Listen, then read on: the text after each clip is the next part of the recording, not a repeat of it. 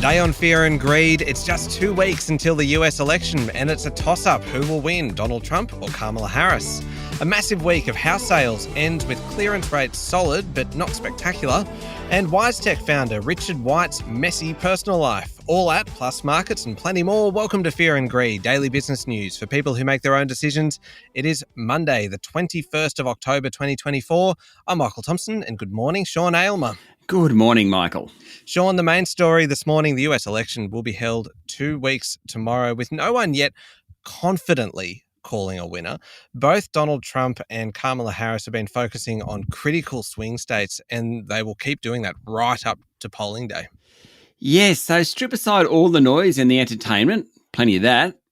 It's just too close to call. Quite incredible. There are 9 critical states, according to the New York Times.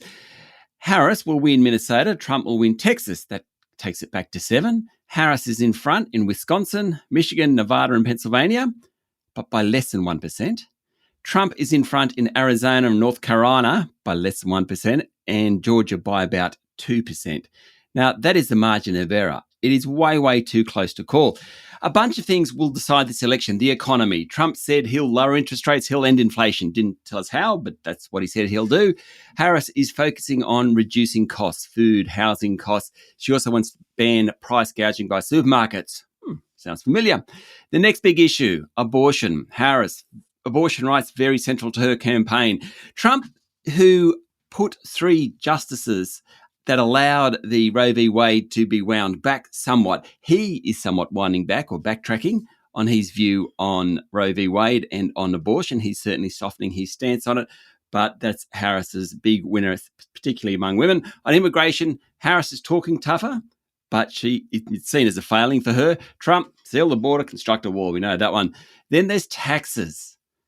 Higher taxes on business, high-income Americans will be charged more, according to Harris. Trump, he wants big tax cuts, and that'll be paid for via high growth and tariffs. Whichever one wins, the deficit will balloon, especially if it's Trump. On trade, Trump wants more tariffs, bad for Australia.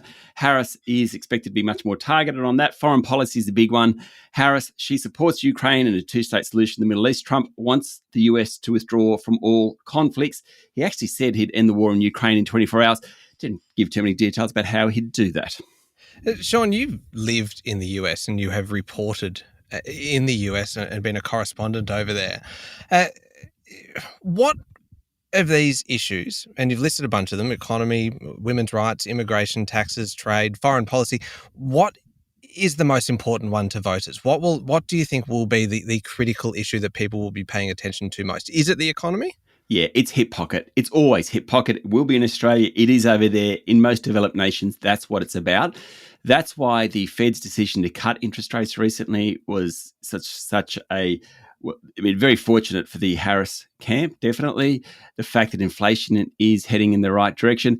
But the flip side of that, people, like in Australia, people are finding the cost of living a real challenge. That works to Trump. But economy is definitely the big one. The two this time around, abortion rights and immigration. I mean, immigration's always been a big one. Abortion rights hasn't, but Harris has brought abortion to the front and centre, which is really interesting.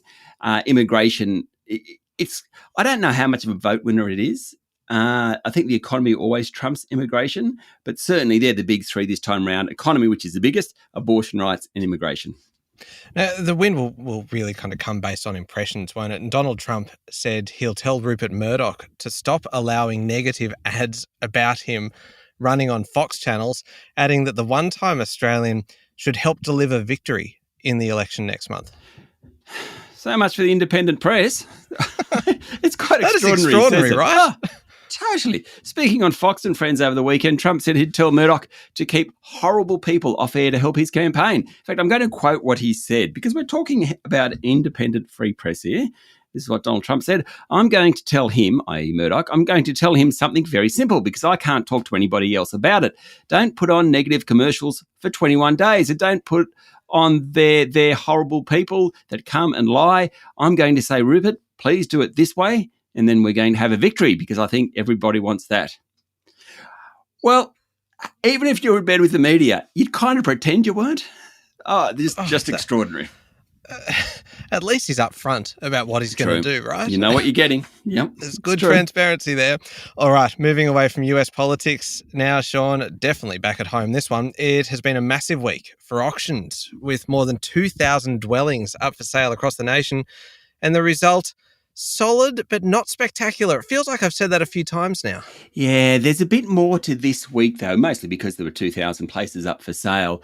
But the numbers, the preliminary clearance rate of 6.4%, that's solid. What's interesting, though, according to different media reports, the number of agents providing information on the clearance rates, that sales, is actually much lower. Now, we've discussed this before. The final clearance rate is always much lower than the preliminary clearance rate because the final clearance rate includes everything, whereas if you're a real estate agent, it's not really in your interest necessarily to throw it to the media and tell places like CoreLogic what hasn't been sold. And so the actual numbers that have gone in to the CoreLogics of the world are lower. So that 67.4% could well be downgraded quite a bit. Be really interesting to watch that. Melbourne came in about 69%, Sydney 70.5%. It was okay. The 69% for Melbourne is pretty good. Brisbane, less than 48%, very weak. Adelaide, 72%. Canberra, 56%. Big week coming up. We're in the middle of the spring selling season. Well, that's probably a bit unfair. I think we're in the middle of the spring selling season, I reckon. It's just a bit lackluster. It'll be really interesting to see what these final clearance rates are. But there's just a sense, which we've been saying for a few weeks, and I think the last 7 days has added to it, that the market is coming off the boil. Yeah, it does seem that way. All right, we've got a bit to get through today, Sean. We'll be back in a moment with the rest of the day's business news.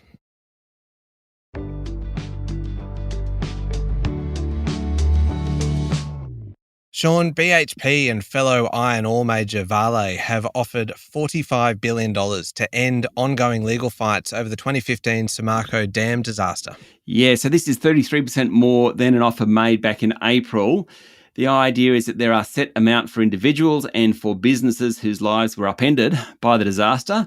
Brazilian authorities haven't accepted the offer. Certainly the Brazilian court system hasn't ratified it yet, so we've still got a ways to go. But it's getting towards a better number.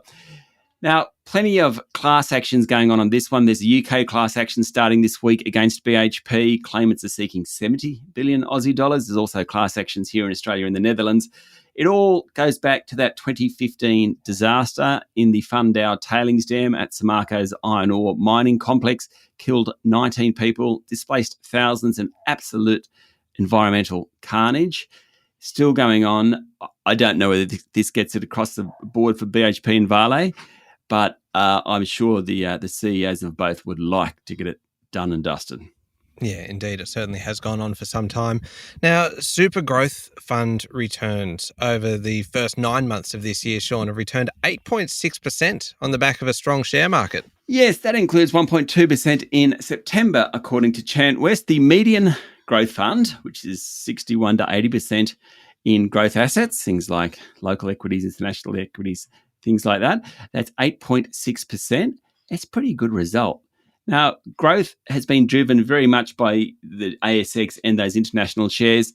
In the super long term, mostly we take out superannuation. We want to think about the very long term here, 15 years. Those the growth funds, we've got 61 to 80% in growth assets, returns about 7.6% a year compound. I reckon that's pretty good. The higher growth, 81 to 95, that comes in at 8.5% compound each year. Even conservative investors are getting 5% a year. Superannuation system in Australia works. Yeah, it certainly does. And Sean, it's a perfectly good time actually to mention our interview that's coming up speaking about investing. After the show, stick around. You're talking to Ron Hodge from InvestSmart. We are all about ETF performance, exchange-traded funds. InvestSmart has a 5-star rating system. We talk about how that works. We also ask him the best and the worst. Great chat with Ron.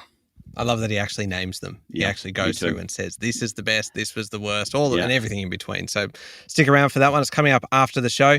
The big story in terms of markets on Friday, Sean, Flight Centre's share price fell more than 20%, near 12-month low now, after seemingly outlining a profit downgrade. Yeah, so I didn't say it was a profit downgrade, but if you read between the lines, that's what it sounded like. The company noted airfare price deflation is impacting short-term total transaction revenues.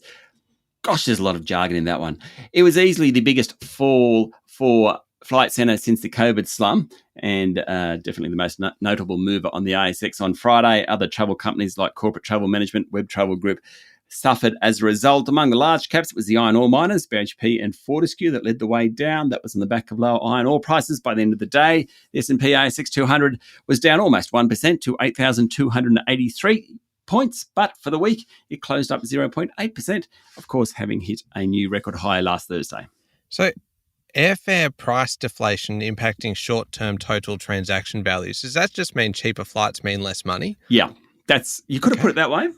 You could have put it that way. Yeah. Ben? You know what? That's what I'm here for. Cut through the jargon, Sean. That's right.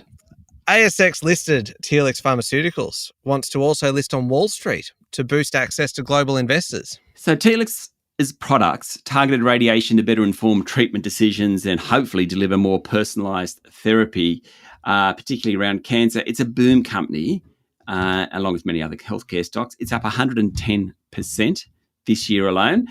It's pushing into North America. Now, finding investors for high-growth companies might be easier on Wall Street. Telix have thought about it before. This time they seem to be going ahead with it, once listed as well. It's interesting, these dual listings. Last week we talked about Woodside leaving the London Stock Exchange. There just wasn't enough interest in trading shares in Woodside on the LSE. In Australia, there are a bunch of companies who trade here and elsewhere, plenty with New Zealand, with the New Zealand Stock Exchange, Fletcher Building, Air New Zealand, A2 Milk. There's US ones, ResMed's an example, News Corp, of course, is another example. BHP and Rao have listings in the UK. Dual listings are good. Stronger liquidity, longer trading hours, reduced sovereign risk. So if you put all your eggs in one basket, that's potentially more risky than if you're across a couple of exchanges. However, they're also more expensive. There's plenty of compliance issues and a bunch of arbitrage risks. So people try and get arbitrage on the two different share prices if it's traded, for example, on the London Stock Exchange and the ASX. Anyway, Telix wants to list on Wall Street. It's a bit of a trend to dual listings, but Woodside went against that last week when it decided to drop it. It'll just be interesting to see how Telix goes. Sean, the federal court has ruled against Harvey Norman in a case brought by ASIC involving the promotion of interest-free payment periods. The Australian Securities Investments Commission late in 2022 alleged that Harvey Norman misled customers promoting interest-free and no deposit payment methods. Now, to actually access it, you had to have a Latitude Go MasterCard. That triggered a case against Harvey Norman, and they've lost the appeal on that. The penalty hearing will be next year. As a result, Harvey Norman's share price on Friday fell to 2%. Another stock having a few regulatory challenges at the moment, Sean, Regal Funds Management. Sure is. Local investors love this stock, but not Korea's financial regulator. It's indicted Regal and one of its former employees over breaches of the nation's short selling laws. Regal denies the allegations, which relate to trading on a single day in 2019, though the news sent its share price down 3% on Friday. Now, I mentioned this next one at the top of the show, Sean. This is really quite extraordinary. Wisetech Global founder and CEO Richard White is reportedly considering stepping down for a period as revelations around his personal life just continue to grab the headlines. Every day, it seems, we're reading about him. Yeah, we try not to go into these stories, but when it actually starts to hit the share price, then, it's lost 7%. Wisetech Global in the last two sessions. So therefore, we do need to get into it. Plenty in it. It began in a dispute between Mr. White and a wellness entrepreneur called Linda Rogan. The latter claims that Mr. White wanted to have a sexual relationship with her in exchange for investing her company. Unproven. That's the allegation. There was a $13 million Vaucluse home in Sydney involved, allegedly bought by Mr. White for Ms. Rogan, but then sold at a loss. Then the Australian revealed claims from another Sydney woman who, again, alleged a mentoring relationship with Mr. White evolved into a romantic relationship until it was discovered by Mr. White's now wife, lawyer Zena Nasser. In the meantime, Ms. Nasser and Mr. White have married. They've had a baby. So far, the board has backed Mr. White. Now, there have been soundings about him taking a leave of absence. Shareholders are worried. Now, Mr. White came out in the Fin Review last week and said it ain't going to happen. But there's a bit of smoke around this one. Wisetech is one of the best performing stocks on the ASX over the last year. It is an absolute darling of the market, but it did lose 7% in those last two sessions. Not sure where this one lands, Michael. No, but I'm sure we'll be reading about it every day for some time. Last one, Sean, before we get to international news, just a quick one. ACT Chief Minister Andrew Barr called his election victory over the weekend extraordinary. Yeah, that means that the Labor Party will rule the national capital for 27 years. It's on track to win 10 seats. The Liberals will win 8 and the Greens will win 2. Turning to international news now, and Israel's government said a drone targeted Prime Minister Benjamin Netanyahu's house over the weekend, helping ensure no pause in fighting between the Jewish state and Hezbollah and Hamas. The drone targeted the PM's house in the Mediterranean coastal town of Caesarea. Mr. Netanyahu wasn't there, nor was his wife. Unclear on what sort of damage was done. Hezbollah didn't claim responsibility, but it has carried out other attacks on Israel in recent days. Israel has also hit Beirut's southern suburbs with airstrikes. So the hopes that we might be edging closer to some sort of ceasefire doesn't seem to be the case. Now, Wall Street, Sean, hit a new record over the weekend, helped by strong earnings from Netflix. Yeah, above expectations. Netflix has 282.72 million subscribers around the world. I just find that extraordinary. That's a lot. Incredible. That might slightly be understating it a little bit. That is a heck of a lot of people. That is a huge number of subscribers. Remarkable. That was better. Netflix's share price jumped 11%. Oil prices were down a bit, Michael, over the weekend. Good for petrol prices. The Aussie dollar's about 67 US cents. Bitcoin's up a bit. It's trading around $68,000 US dollars a unit. Sean, Meta, the owner of Facebook, of course, has sacked more than 20 staff for using their $25 meal credits to buy household items, including things like acne pads and wine glasses and even laundry detergent. They got sacked. Before we scoff, and I did scoff, a little context. Meta offers free food out of the headquarters building in Silicon Valley. In the smaller offices, the ones without a canteen, you can get Uber Eats or Grubhub credits. Now, there is an allowance, $20 for breakfast, $25 for lunch, $25 for dinner.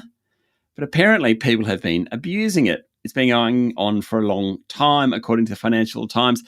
The bit I like best, in one post on an anonymous person who's on the messaging platform Blind, he is a former Meta staffer, wrote they'd used $25 credits on items such as toothpaste and tea, adding, and I quote, "On days where I would not be eating at the office, like if my husband was cooking or if I was grabbing dinner with friends, I figured I ought not to waste the dinner credit." Maybe it's a woman, I don't know, a woman or a man, but basically just didn't want to waste the dinner credit. Now, the person, though, had a salary of about $400,000 US dollars at Meta, now sacked for using the $25 voucher. Oh, no. Oh, the $400,000. That is just the punchline, isn't it? Like, that's just... Oh, and then they were quibbling over kind of making sure they bought their toothpaste with their $25 credit. Oh, that's uncomfortable. And they lost their job. Yep. Yeah, that is a good story. Sean, up next is Fear and Greed, the week ahead, featuring our resident economist, Stephen Koukoulas. Everything you need to know about the economy for the week ahead. And after that, you will hear Ron Hodge from InvestSmart, all about ratings on ETFs, the best and the worst and everything in between, coming up in the Fear and Greed playlist on your podcast platform or at fearandgreed.com.au. Thank you, Sean. Thank you, Michael. It's Monday, the 21st of October, 2024. Make sure you're following the podcast and please join us online on LinkedIn, Instagram, X, TikTok and Facebook. I'm Michael Thompson and that was Fear and Greed. Have a great day.